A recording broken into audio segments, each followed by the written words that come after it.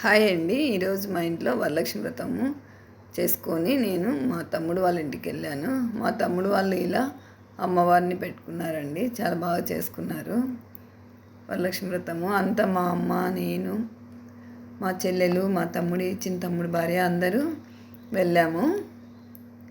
తను ఇలా అమ్మవారిని పెట్టుకొని చాలా బాగా చేసింది. అసలు వరలక్ష్మి వ్రతము చేయడానికి కారణం ఏంటంటే, పార్వతీదేవి ఒకసారి పరమేశ్వరుని అడిగిందంట కైలాసంలో స్వామి ఉన్నప్పుడు. స్వామి, ఏదైనా భూలోకంలో ఉండే స్త్రీలకి ఒక మంచి వ్రతం ఏదైనా ఉందా, వాళ్ళు సుఖ సంతోషాలతో, సౌభాగ్యాలతో, ఐశ్వర్యంతో ఉండాలంటే ఏదైనా వ్రతము ఉంటే చెప్పండి స్వామి అంటే, ఉంది, చెప్తాను విను దేవి అని ఆయన చెప్పాడనమాట. పూర్వకాలంలో మగధ రాజ్యంలో చారుమతి అని ఒక ఆమె ఉన్నిందంట. చాలా ఆమె మంచి సద్గుణాలు కలిగిన తను ఉన్నిందంట. మా మంచి గుణానికి, అత్తమామలకి, భర్తకి సేవ చేసుకుంటూ మంచి సద్గుణంతో కలిగిన ఆమెను అమ్మవారు చూసి చాలా సంతోషపడి తనకి కలలో కనిపించి చెప్పిందనమాట. చారుమతి, నీ సద్గుణాలకు నేను మెచ్చి నీకు వరం ఇవ్వాలి అని అనుకుంటున్నాను, నువ్వు నా వ్రతం చెయ్యి అని చెప్పిందంట. ఆ కళ వచ్చిందని ఆమె తెల్లవారి అత్త మామకి భర్తకి చెప్పిందనమాట. ఇలా అమ్మవారు నా కల్లో వచ్చింది, వరలక్ష్మి వ్రతము చేయమని చెప్పింది, నేను చేసుకుంటానంటే వాళ్ళందరూ సంతోషపడి సరే అమ్మ అలాగే చెయ్యి వ్రతము అని వాళ్ళు కూడా సపోర్ట్ చేశారనమాట ఆమెకి. తనే కాకుండా ఆ ఊర్లో ఉండే ఆడవాళ్ళందరికీ కూడా ఈ వ్రతం గురించి చెప్పి అందరినీ సాయంత్రం మా ఇంటికి రండి, వ్రతం చేస్తున్నాను, అందరం కలిసి చేసుకుందాము అని ఆమె చెప్పింది చారుమతి. అందరూ అలా వచ్చారు. వచ్చి అక్కడ ఆవు పేడతో బాగా అలికి ముగ్గు పెట్టి కలశం పెట్టుకొని మర్రి ఆకులు, తమలపాకులు, మామిడి ఆకులు అన్ని ఆకులు తెచ్చుకొని కలశం పెట్టుకొని అమ్మవారిని ఆవాహనం చేసుకొని వ్రతం చేసిందనమాట. అలా స్టార్ట్ అయింది.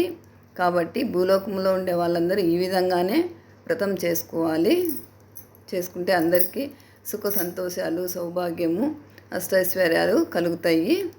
భక్తి శ్రద్ధలతో చేసుకోవాలి పార్వతీదేవి అని పరమేశ్వరుడు అమ్మవారికి చెప్పాడంట. అందుకు ఆదిలక్ష్మికి మనము వరలక్ష్మి వ్రతము చేసుకుంటామన్నమాట.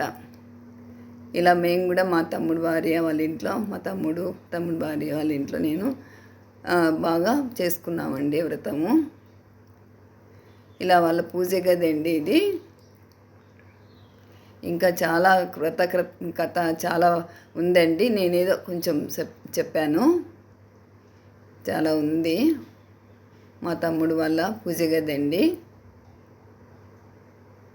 ఇక్కడ లోపల కలశం పెట్టుకొని దేవుడి గది బయట ఇలా అమ్మవారిని పెట్టుకుందండి. ఈ బుడ్డోడు మా చిన్న తమ్ముడు కొడుకండి, నా మేనల్లుడు. మళ్ళీ మేమంతా సాయంత్రం కూర్చొని అమ్మవారి అష్టోత్తరాలు చదువుకున్నాము. కనకదార స్తోత్రము, లలితా సహస్రనామం అన్నీ చదువుకున్నామండి. ఇలా అందరం పారాయణం చేసేసుకొని మా తమ్ముడు భార్య మళ్ళీ ముత్తైదువులకి పిలిచి తాంబూలం ఇచ్చింది.